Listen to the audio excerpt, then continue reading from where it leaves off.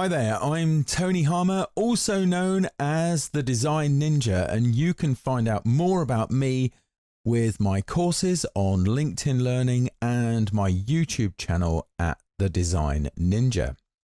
Welcome to this lab exploring the many drawing methodologies in Adobe Illustrator, and I'll be focusing mainly on working on the desktop version, although we will dip into the iPad version here and there very briefly. Now hopefully you've managed to get hold of the document for this. Don't worry if you haven't, if you're watching this on demand. If you also download the workbook, the instructions are there for how you can find it and then copy to your work so you're able to follow what I'm doing, which by the way I'll be doing fairly quickly as this is a virtual lab, because that way you can pause and you can rewind and all of that stuff and take it at your leisure. So I want to shoehorn as much as I can into this particular lab. Now, one additional thing on the desktop version, if you're using a workspace such as Essentials, and you'll know because you'll have a short toolbox and no bar at the top, then please switch to Essentials Classic if you want to follow along with me. And if you do that by using the workspace switcher, which in the latest version is on the right hand side here, also reset it. But if you can't find that button, don't worry, go to the window menu and the workspace menu has got your back. So the first method we're going to look at is drawing from reference. And you can see in this file here that I have a couple of images on a layer here. If I just expand my layers slightly, this is all prepped for us to work with, and I've got this draw paths layer that I'm working on. Here is my layer at the bottom called reference. The clue is in the name. Now what I am going to do, because this is a handy thing in the desktop version, is I'm going to go ahead and double click just to the right of the layer name to access the layer options. Okay, you can also do that via the flyout menu as well if you want to. And just change this to a template, because then I can dim my images to a percentage like so. And if I hit OK, 50% is the default there, and that's just fine for this. Then that cuts them back a bit, makes them easier to work with. And getting images in the first place is easy enough. You can go to the file menu and place files from your system, and you can of course paste graphics in from somewhere else. So let's go and have a look at that on the iPad so that we can actually start drawing here. And so here we are with that. I'll just hide the layers panel just for now. And you can see this is even knocked back here, change the opacity in the actual layer because it doesn't have template layers as such, but very easy to add content using the import option. Just look for the image graphic at the bottom of the toolbox. So let's start drawing on here. And on a device such as an iPad, it's very easy to use something like the pencil tool. So I'll just access that particular tool. And before I draw, I'm just going to set this up so it's easier for you to see. I'm just going to use sort of a magenta line like so. And I'll also try and change the width. So I need to draw a line first. So let's go ahead and just draw this curve just here. Okay, so I'll do that. Now I can change the width here. I'll just change it to 4 points. That should make it nice and easy for you to see. And I'm drawing here to start off with by overdrawing lines, just making it nice and easy on myself by just drawing like so. However, on the iPad version, you don't actually need do that. So watch what happens this time. I'll start drawing, and as I get to a point where I want to change direction, I'm just going to stop, and I get that small flash of the cursor. Okay, and then it allows me to draw in this way. You can see it's very easy. It's quite relaxing actually when you're doing this like so. Okay, and just making my way around. I'm just going to stop there and overdraw just a bit more here and pause. The only thing is I do sometimes get very, very sharp terminals there, but I'm not too worried about that. All stuff that can be fixed later on. Again, I'm in a position there where I want to overdraw. Okay, like so. Nice and easy. Now, if you're doing this on the desktop, you can use the pencil tool. That's where I'm going to move to in just a moment. In fact, I think now is a good time to do that. So you can tap N on your keyboard to get to the pencil tool. Okay, and then we'll just carry on drawing here. So I'm just going to overdraw some of these lines. Whoops a daisy. I just need to select one of those lines first. Okay, and then start drawing so that it keeps that particular appearance. Very useful that Illustrator by default picks up the previous appearance. So you might work your way around like this. There are various options. Let's double tap on the pencil tool in the toolbox, and you can see here that you can go between accuracy and smoothing. But the option I find invaluable here is this one, Option key, that will say Alt on Windows, okay, toggles to Smooth tool. And what that means is this particular tool here, the Smooth tool, it will go to that tool while you're holding down the Option key, because this line here is a bit wobbly. If I hold down the Option key and brush across it, you can see how it's smoothing out that line for me, and it's actually following my direction. Here's another one here that could do with a bit of smoothing. There we are. Just brush along that, and that helps. Okay, so that makes that nice and easy. So we'll go around just drawing these things in. It should only take a moment or two, but you're then going to start thinking about, I'm sure, the joins. How do we resolve the joins? And if you've used Illustrator for an amount of time, this could be one of those pitfalls, okay, where you fall into the curse of knowledge, and you may be thinking, oh, right, okay, what you've got to do now is get the scissors tool and cut and then join all of those things together. It's going to take ages. Well, I could do that, and you're right. If you are thinking that, it would take ages, right? But that's not what I'm going to do. So I'm just smoothing out some of my lines here now, just having a quick look around, see if there's anything I want to pay attention to. Notice, by the way, the ones I did on the iPad are gorgeous. There's no problem with those at all. It's just the ones I've drawn here with that accuracy, and that's fun because I'm on a Cintiq. It should be nice and smooth. But anyway, let's go ahead and zoom out a little bit here to look at those. So if you were doing the method that I was just describing, the one with the curse of knowledge, what you might have to do is select a line, switch to the scissors tool, cut it, delete the bits you don't want, and then rinse and repeat for all of those lines, like so. And then you'd need to join those together. So you might be lucky enough to be able to just select them and join them. Otherwise, you'd have to do all sorts of other things. I'm going to undo that. I think also what I'm going to do here as well on purpose is I'm actually going to break a line midway round. Here looks like a good place to break a line. I'm just going to switch to my eraser tool, which is another way you can actually draw with the eraser tool, strangely enough. But we're not covering that in this lab. What I'm going to do is I'm going to long press on the pencil tool in the toolbox, and I'm going to go to the join tool, which arrived, I think, in about 2014. Okay, and then I'm just going to brush over some of these joins, like so. In fact, well, all of them really. And notice that as you do that, you don't have to select anything. Okay, it just joins those. And even that gap, if I brush over that gap, like magic, it keeps the trajectory of the line, okay, and just fills in the gap. It doesn't work 100% of the time, but it does work 99% of the time. There's always going to be an exception there, but you'll notice how fast it is for me to work. Now, again, this is one that's just bitten me just there. It didn't quite get that because I might have not restored that line to its original value. So I'm going to just go ahead here and cut that one on that particular instance.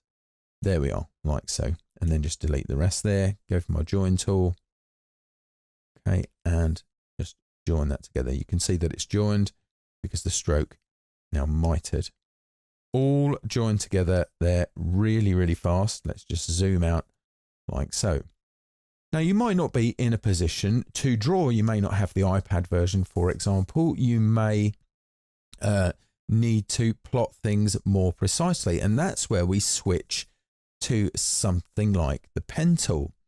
Now, I have a layer here called Path Reference, which has a few things on it. And I'm going to zoom in on this grid that I've drawn just here. Okay, so I'm still working on my Draw Paths layer.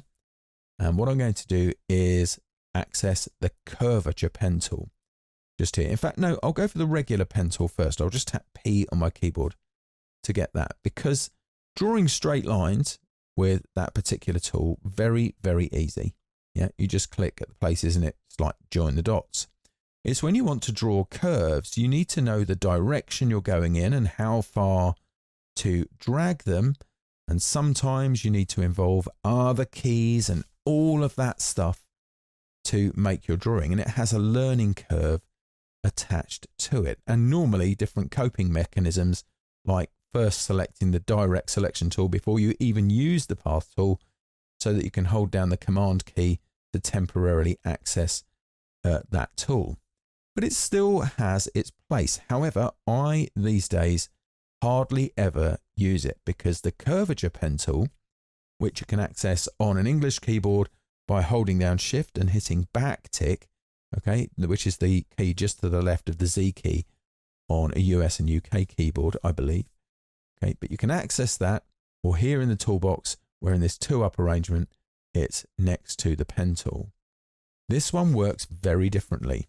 Watch what happens if I just click at these four intersections that I was drawing on a moment ago. So if I click, move across and click, move across and click, this one wants to draw, okay, curves. You can transform anything by double clicking on it. Okay, if I double click on the top point here and then the rightmost point, you can see it then changes those to straight line segments. It's also easy to draw things that repeat or that change direction frequently. If I just click at three places here on my grid. Okay, now if I was doing this with the regular pen tool, I'd need to swing handles around, hold down the Option key, all of that sort of stuff. But if I double click here now, go ahead and click like so. Very, very easy for me to draw shapes like that. Well, let's put that to practical use then. What we'll do is, you'll see here that I've got a little cloud background, okay, and I've drawn some markers around some of this. Now the circles mean just click, okay, the diamonds mean double click. So let's start on the left here. Okay, so if I click on that circle, double click on the diamond. Now at this point, you're probably thinking, haha, Tony got that wrong, but we'll see. I'll go to the next circle, click, diamond, double click, click, double click, click, whoops, click, there we go, double click. Now it doesn't matter that that one's in the wrong place, because at any point I can go and reposition that point, and you can see that the path remolds to go along with it. Okay, now what you need to do here is you need to find what you think is the maximum of any of those curves, okay, and then just simply click at that point, and then go to the place where it's going to change direction and double click, click, and double click, click, and double click. If you feel that you need an additional point, so if I just drag this point over, then all you need to do is go to the path and click, and then you can reposition that point as well. So you can get the path to be exactly the way you want it, all of that precision. And if you're an old diehard who's thinking, well, you know, I need my anchor points and all of that stuff, it's still there. You've got nothing that you're losing. So if you switch to the direct selection tool, if I do that just now, okay, and click, you can see I've got all of my handles to work with. Very, very useful. Okay, and now I'll just come back up to this point here. So make sure I double click that one and click, and there we go. The curve is done. Now what I am going to do is cut this. So I'm just going to get my selection tool and move it down onto the background layer. Although if you're comfortable with using the proxy region on the right hand side here, you could go ahead and drag that down to the background layer just there. Otherwise, copy it, make the background layer active, and then paste it in place. Command F or Control F. And I think what we'll do is we'll swap this over. So at the moment it has a magenta stroke and no fill. So hold down Shift and tap X to swap those over. And let's make that a bit more fun by just drawing with a gradient. So to do that, the fill is in front here. Just hit the period key on your keyboard. That will get you a gradient. Okay, and then just choose a couple of colors by double clicking on the stops there. I think I'll just go from something that's kind of magenta through to a sort of a purplish color, perhaps. Something like that is kind of good. Or if you want it to be a bit more contrasty, you could go with something like an orange. Wow, super warm. I like it. There we go. And then if you want to, just change the angle that that's at using whatever method you like. Brilliant. Now we've got that. So now we've got a nice gradient background there. We can lock that layer, okay, and hide it just for the time being. Let's go back to our draw paths layer where we can get a little bit more practice in here by drawing the face. So let's try that together. This is a much more practical example. So get your curvature pen tool, okay, and then we can start. I'm going to start just here, just to the left of the tongue. Okay, I'm going to click, and that's slightly curved. So I'm going to click again and again. I'm going out to the maximum of that curve. Now, what I should have done first, I'm just going to undo that, okay, is selected a path so that Illustrator takes on that appearance. So I'll deselect everything there now, holding down my Command key, clicking away. And if I try, it's more important for me to get that bit right so you can clearly see what I'm doing. Now, when you do come up against another path, if you need to place an anchor point at that point, what you should do is just click somewhere else, okay, in that sort of region, and then drag the point back into place. That way you won't accidentally start connecting with another path. And this one here could stand being a bit longer. This needs a little bit of a curve there just around the ear. And then again, I'm looking for maximums on those curves, which may be obvious sometimes, other times not so much. Fortunately, we have a preview. I don't know how well you can see the cyan line that I've got for a preview here. Okay, hopefully it's okay. And make your way around. Adjustment at any point is possible. So go ahead and do that if you need to. If you think, oh, I can't move on without correcting that particular line, you can see how easy it is to do that. And so I'm going to make my way around here like so. Okay, then again, back to, I double clicked there, by the way, because I was going to change direction quickly, make my way around here. And so another tip for drawing this way by plotting, especially if you have items that are symmetrical, okay, is to draw just half. That makes your life a lot easier. Now I've got points there that I don't really need, so I'm going to just drag this one out of the way and then just try and get this to conform. I'm going to delete that point, so I just clicked on it to select it, hit delete on my keyboard. Let's try deleting that one as well. No, did need that one, so I'll undo. Okay, that's pretty good. And I've overdrawn on purpose. Okay, just there. What I'm going to do is hit escape, okay, to come out of that. Then O on my keyboard to access the reflect tool. Now let's go towards the middle of the nose here, that sort of region. Hold down the Alt or Option key and click, which does two things. It sets a transformation point and also opens the dialog. So I want to reflect this vertically. Okay. Now you could click copy down at the bottom there. It's on the opposite side, I think, on Windows. But let's do ninja skills. Let's hold down the Alt or Option key and hit return. That gets us our copy. And then we can nudge that into place. I'm actually going to use the arrow keys on my keyboard to nudge that over like so. Whoops, I also nudged it down just a bit. There we go. Something like that is good. And if I needed to, I could go ahead and conform that path still further.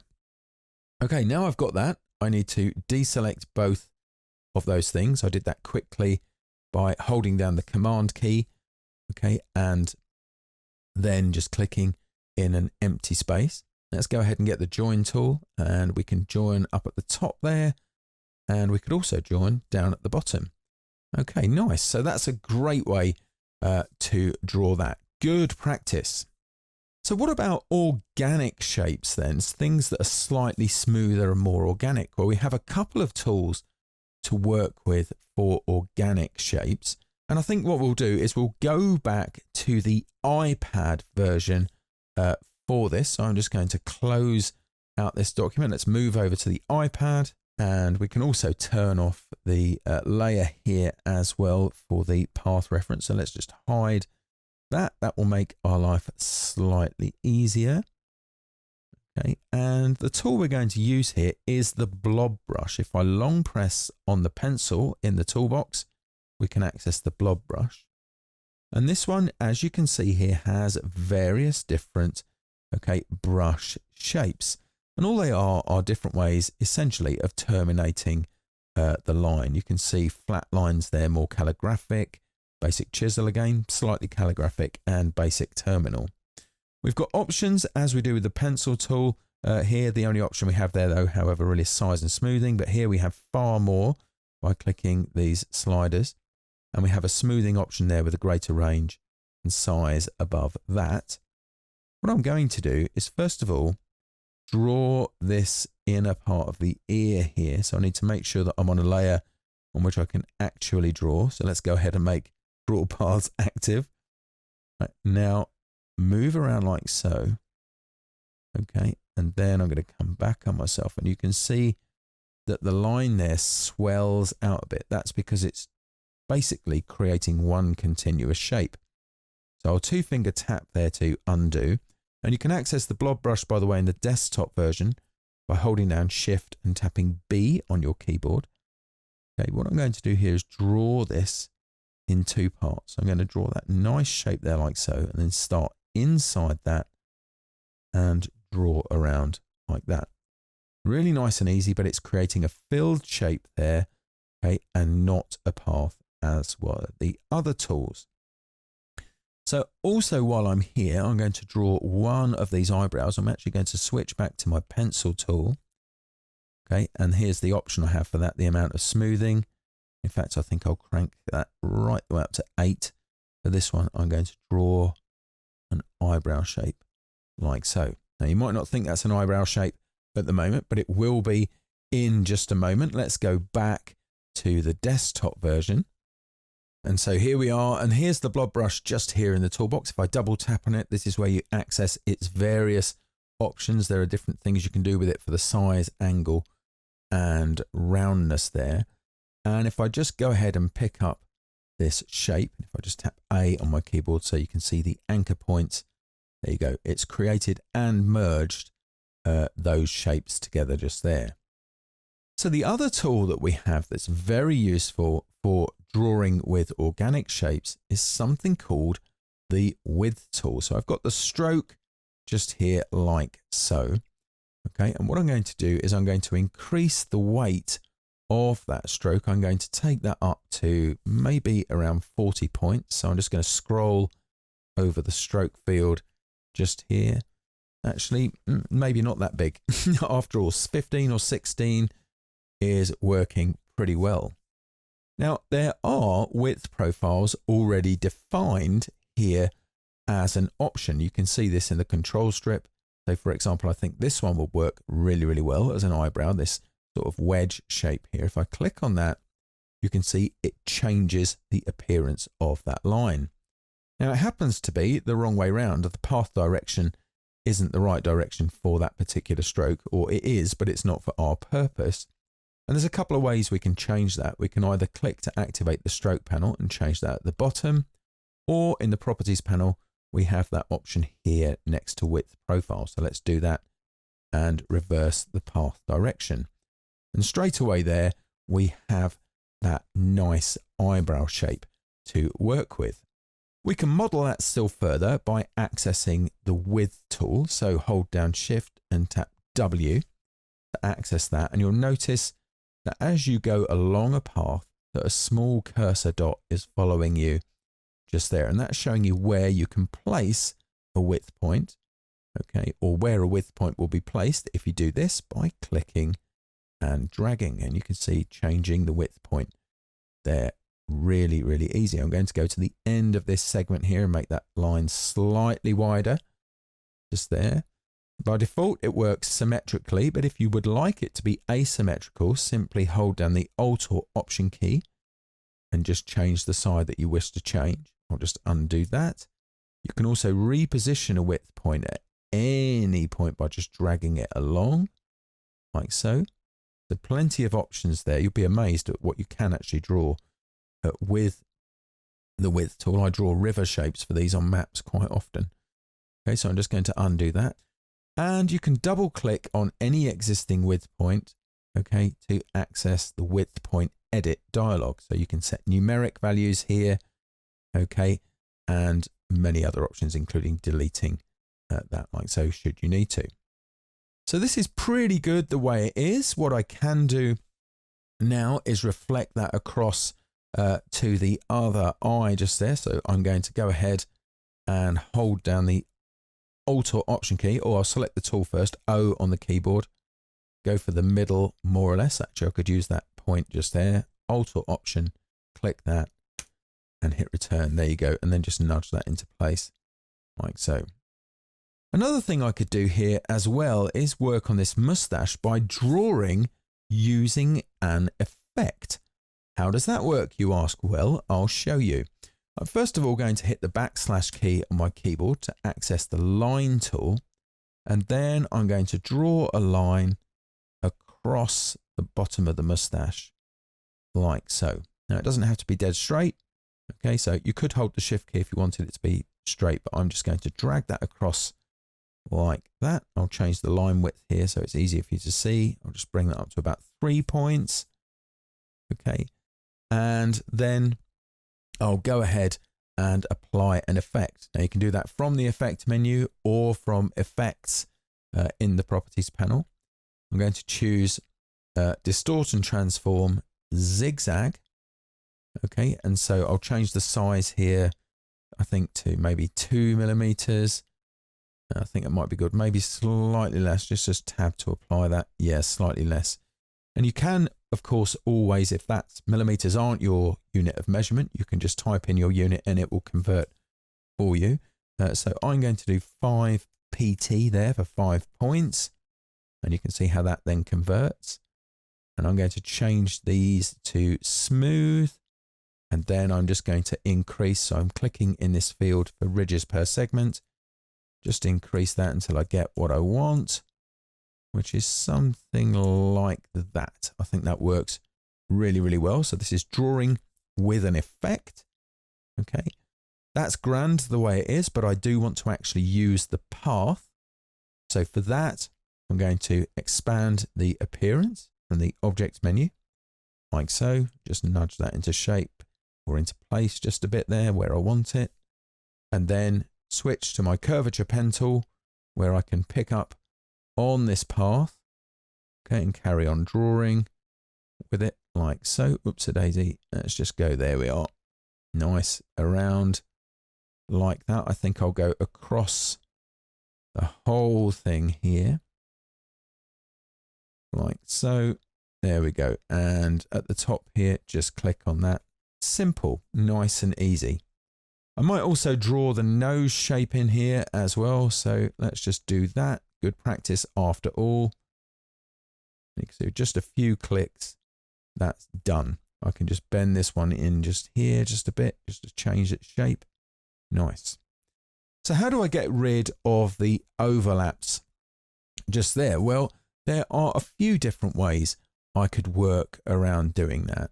Okay. One of the ways I could do it is by using the shape builder tool. And this brings us in to the method of drawing by construction. Okay, so that's putting shapes, basic or otherwise, together and then editing them by either using a pathfinder or using the shape builder, which also exists, by the way, inside of the iPad version of Illustrator. So I'm going to go ahead now and select everything just here. So Command A on this layer. All of my other layers here are locked. I've got just those lines, okay, like so.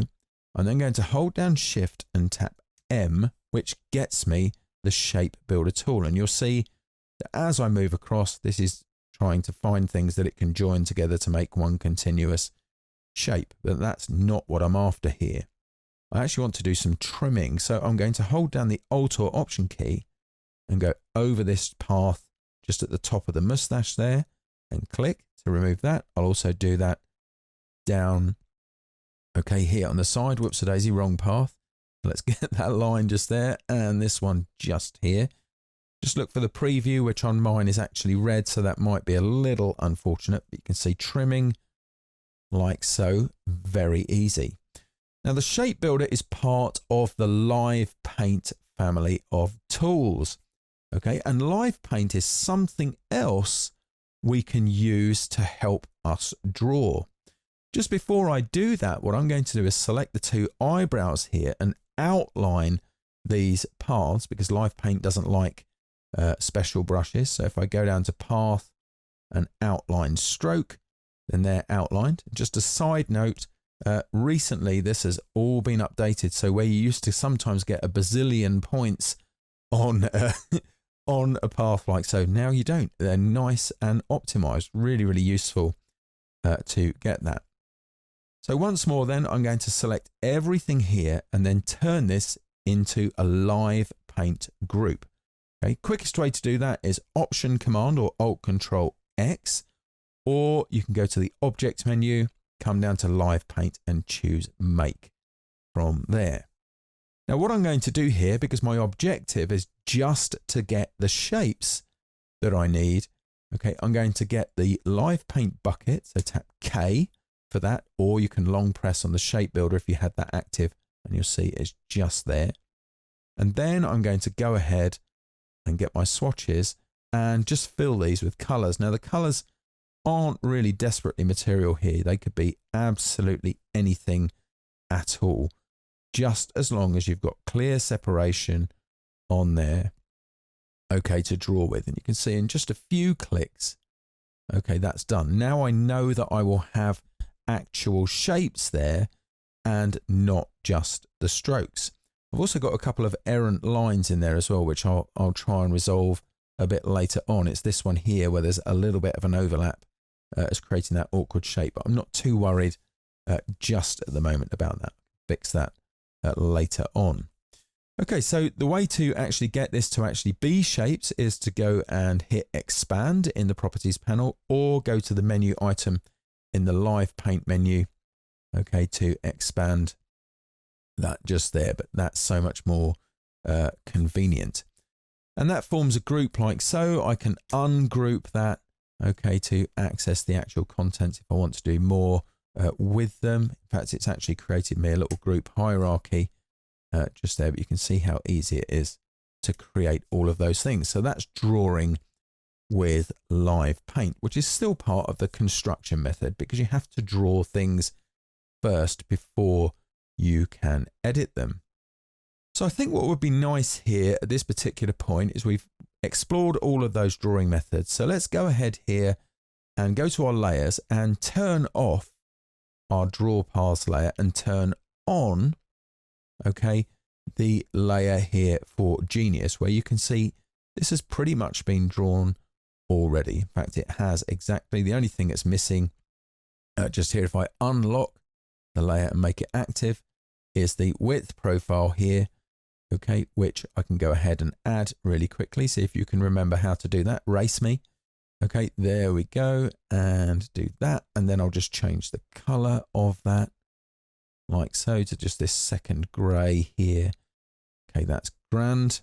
I'm also going to outline that path, okay, like so, and then reflect it across. So O for the reflect tool, hold down Alt or Option, click in the middle of the face, and then Option, return, Alt return to create a copy. Hey, there we go. And if you manage to do that, don't worry about all the other effects here. They're just there for your enjoyment. The one thing I will point out though, is that the hair here was drawn slightly differently, and it's worth me actually showing you that.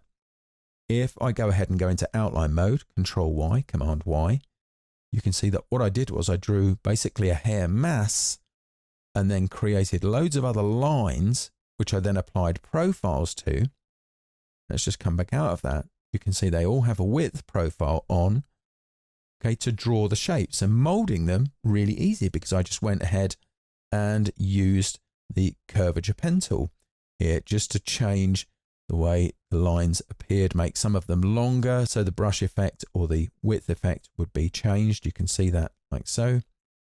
I made it nice and easy to draw those shapes and have plenty of editing scope there. So the next thing we're going to do is we're going to draw on the construction layer. So let's make that layer active. Okay, and we're going to draw a light bulb. Okay, so nice and easy then. What we'll do is we'll go ahead and actually if we do this down near the bow tie, because it would be nice if it had some relationship to that, and you'll see why shortly. I'm going to tap L on the keyboard and then I'm going to draw a circle like so. Now I'm using the smart guides here, Command U, Control U if you're not seeing those. Okay, so I'm using the smart guides for that, but you could also hold down Shift if you wanted to make sure you were getting a regular shape.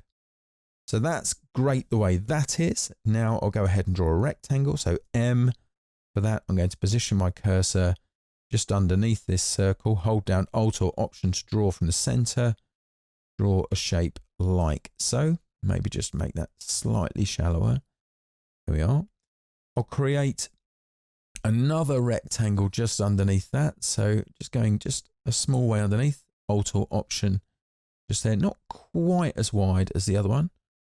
Okay, and then underneath that one small rectangle just there. I'll leave that as it is for the moment. Okay, and then just in the center here, okay, of the larger rectangle, I'm going to hold down Alt or Option and draw a rectangle out like so. Something like that is just fine. Okay, once I've done that, I'm going to just move that upwards. Okay, hold down Shift if you want it to stay in the same place. Let's just go ahead and just change the corners. You should see the corner widgets. If you're not seeing them, go to View, Show Corner Widgets, and drag those in like so. And once you've got that, hold down Alt or Option, drag a copy, and then Command D to repeat that transformation. Perfect. Right, so let's do our construction here. And for this, we're going to use the Pathfinder. So Selection Tool, first of all, and select the circle and the first rectangle that we drew, and unite those using the Unite Pathfinder. Okay, great stuff. It's actually a shapes mode thing, but let's not argue on details. Okay, so now I've got those two. What I'm going to do is tap A on my keyboard, okay, and just drag over the points where the circle and the rectangle join, and then just draw out like so. And this is drawing now with corners, which is another method of drawing in Illustrator. And then I'll click on the bottom left point, hold down Shift, and click on the bottom right point, and also bring those in like so, just a little bit. There we go. That will work. Let's do that on the small rectangle at the bottom. In fact, let's go ahead and select that, bring in the corners just a little bit, and then hold down Alt or Option and click on one of the corner widgets, okay, until we get this sort of bevel just there. So we've got three options. We've got rounded, we've got inverse rounded, okay, and then we've got these chamfers just there. Perfect. Once you've done that, you can go back to the Selection Tool and select that and Alt drag copy across like so. This will form the terminals of what is our light bulb. Now, the other thing we need to do here as well is to go ahead and select the three shapes that we drew there, the three long rectangles, then tap S on your keyboard, gets you the scale tool, but that's not actually the tool we're after. So long press on that in the toolbox, and it's the shear tool we want. And all you need to do now is to hit return, which gives us a dialog. And we want to shear that vertically by -2, just there. We don't need to click copy, just OK is fine. And then we can go ahead and just do a final bit of construction work here by selecting the rectangle, okay, and the shapes here, hold down Shift and tap M, and then your Option key or Alt key down, and just remove those segments in between. Now, again, what's going to happen here is we're going to end up with lots of disconnected, okay, line segments. So the best thing to do once you've got rid of those middle parts without deselecting anything is change that to Live Paint, Option Command X, like so. Okay, and then what we can do is we can fill these with colors. So tap K for your paint bucket. Okay, like so. And I'm just going to choose any old color for these just at the moment. Okay, just to get some sort of result. There we are. Perfect. That's fine for now. That works really well. Not colors I want, but that doesn't matter. So we can then expand that and then ungroup that a couple of times. And now we can work on those fills. So I'm going to hit the period key on my keyboard, which will change them to a gradient fill. If that didn't work, you've probably applied it to the stroke. So just undo and bring your fill to the front. I don't actually want a stroke on there at all. So I'm going to get rid of the stroke just there. And actually I could repeat that with the bottom two shapes just there. So let's get rid of the stroke on those. And then we'll select all of those things. Okay, again, I'll hit the period key just to make sure they're all filled. And then let's add another gradient. So let's go to the swatches panel, down to the loader. Okay, that's the icon in the bottom left of the panel. Go to gradients and choose metals. Now I've got mine here shown as a long list. You may have yours perhaps as small thumbnail like so. Okay, mine are also sorted slightly differently just there. So if I just sort by kind, in fact, none of those things are working. I'll just change that to large thumbnail view. And the one I'm after here is this one, gold. If I hit that, that's working very well. I'll select the bottom two there and maybe choose something like lead. There we are. Great stuff. Now we've got those, let's go ahead and change the bulb itself. So this has a grey stroke and no fill. So I'm going to hold down Shift and tap X to swap those over, then fill this with a gradient. So hit the period key for that. I'm going to change that to the default white to black gradient, but make that radial like so. Okay, so we're drawing with gradients again now. Okay, so that's working. And then just change the black stop by double clicking on it to a very light grey. It only needs to be subtle, just the difference, and that kind of adds to the illumination. So another way we can draw is by using appearances to draw for us. And this is perhaps the most amazing part of Illustrator. This thing allows us to create objects and appearances from just other objects to save us stacking things up. So let's select our entire light bulb and group that, Command G or Control G. Okay, once we have that, we're going to go for our appearance panel. So here we go. What we're going to do is, and this is an undocumented shortcut for you, I'm going to hold down Command, that would be Control on Windows, and hit the slash key. And what that does is it adds a new fill. And this fill is being drawn on top of the group's contents.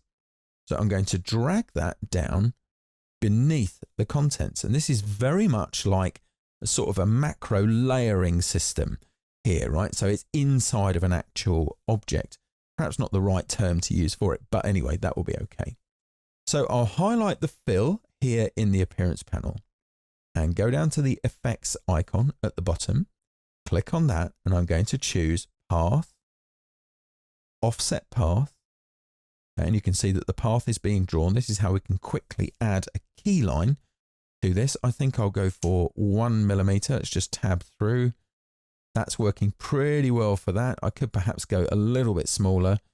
I'm going to do, let's do 2 PT, 2 points. Let's see what that looks like. Yeah, that works pretty well. I'll change the joins to round. You can see at the moment, if we look down at the bottom here, how angular they are. So this resolves lots of things. Change that to round. and hit OK. Then I think we'll change this color on the light bulb. So let's go ahead and I'm going to choose a blue here. Now here's the thing, I actually want to mix a color, but all I get access to here are the swatches.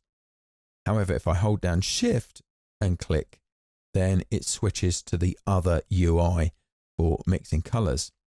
I'll go to the panel flyout just there and change this to HSB. And then I'll go ahead and I'm going to desaturate that quite a lot. Okay, and then increase the brightness. And I think that will work pretty well.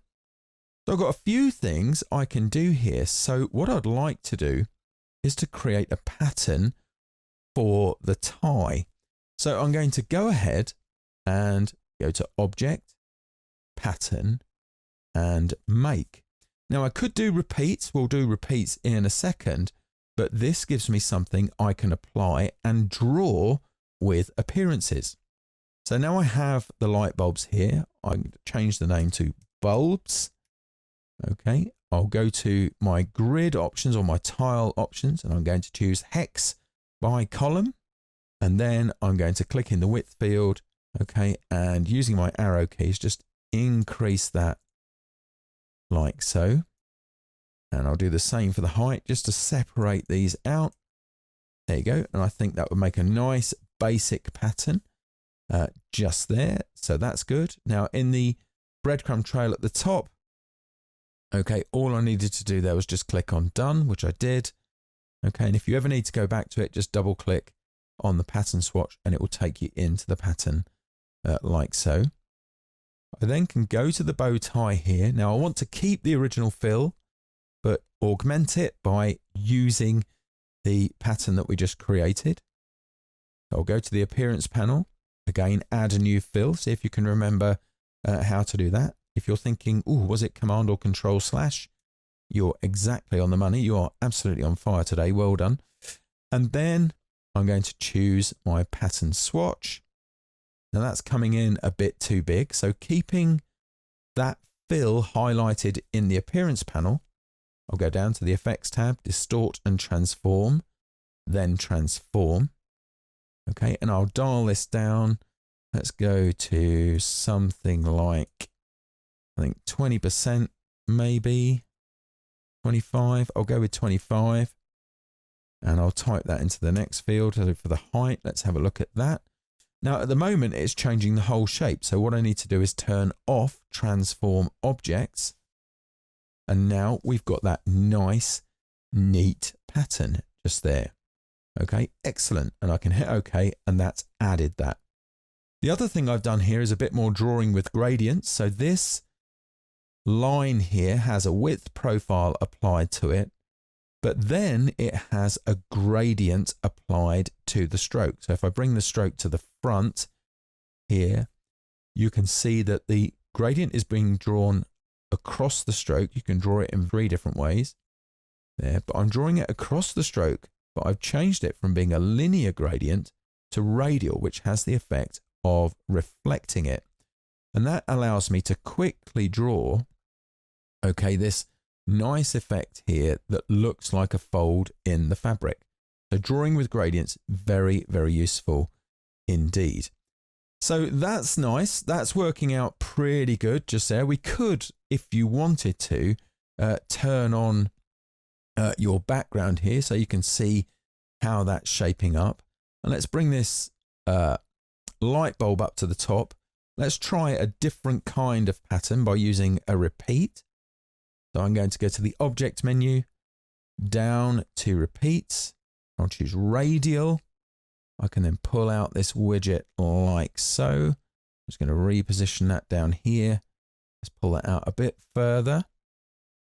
Just there like that. Nice.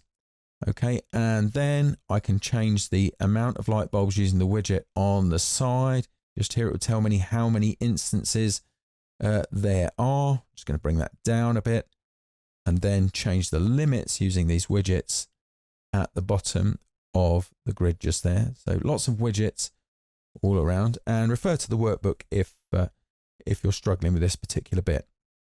Another drawing methodology we've got is drawing in perspective, which we're going to have a very, very quick introduction to. So highlight the blackboard layer and turn that on, where you'll see we have E equals MC squared.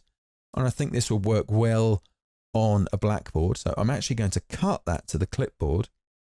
Okay, and then I'm going to bring in the perspective grid. The way to do that, Shift Command I, Shift Control I on Windows. Now, what we need to do here is just be aware of something. The regular selection tool isn't the selection tool you're looking for.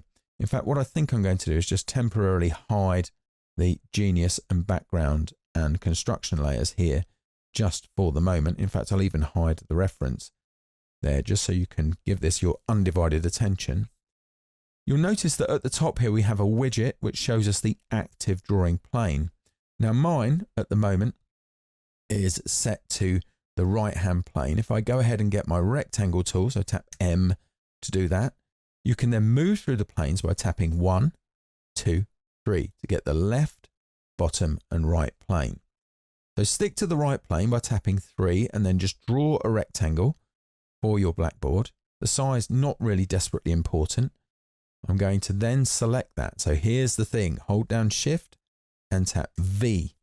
That gets you the perspective selection tool. You can then select things and move them around and resize them, okay, using handles as you might do otherwise. You can't rotate them, unfortunately, but you can move them around. I'm going to tap M to get my rectangle tool. I want to draw on the left-hand plane, so I'm going to tap 1 on my keyboard to do that. I'm going to go to that top anchor and draw outwards, just there. Now this is going to be a wooden edge, I think, here. So again, Shift V for that, and I'm going to change the color there to something that could be wood, perhaps. Brilliant. And we could draw the base here, but there's no real point as we won't see it. So we'll leave that as it is. With my perspective selection tool targeted, I'm going to tap 3 for the right hand plane and paste, Command V, Control V. Now while that's still selected, I'm going to change the color just there. And as soon as I drag it, you'll see that it snaps to that plane. I can then resize that. Okay, like so. So you can bring your artwork down. There are some small limitations with that, but it's easy to do. Now I'm going to hide the perspective grid now. So Shift Command I, Shift Control I. Let's turn on our background and our Genius again.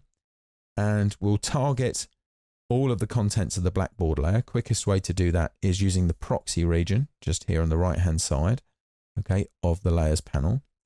And then use the regular selection tool to drag that out. Now you may get a warning that says, you know, you're detaching that from the grid. That's just fine, okay, because we no longer need that to be a perspective object. We can also turn on our construction. And now let's go to our clock layer. Let's turn that on.